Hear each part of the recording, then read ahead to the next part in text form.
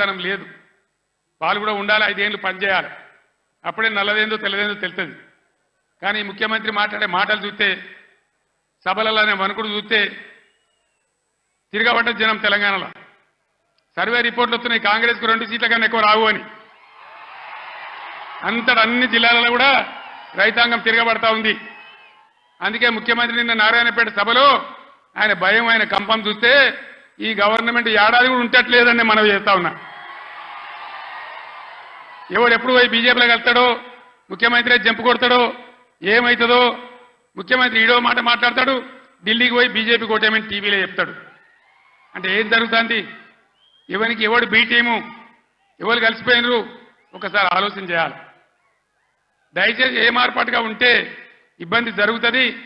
కాంగ్రెస్ గతంలో కూడా మీరు 60 ఏళ్ళు చూసినారు, ఇంకా కూడా ముందరికి మోసపోతే దెబ్బతింటాం. ఇక బీజేపీ పార్టీ ఏమన్నా ఏకైనా పనిచేసిందా మన రాష్ట్రానికి?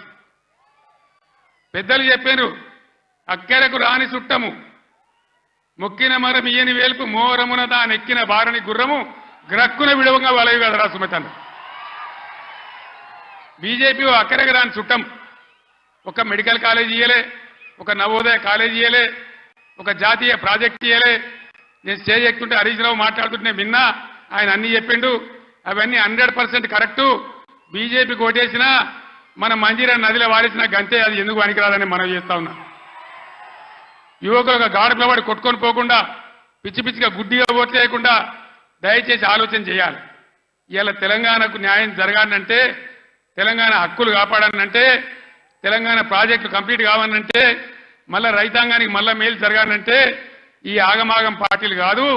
తెలంగాణ హక్కుల కోసం పేగులు దిగదా కొట్టాడే ఒకటే ఒక పార్టీ, బీఆర్ఎస్ పార్టీ, గులాబీ జెండా. ఆ జెండా ఉన్న కారు గుర్తుని ఆదరించాలి. దయచేసి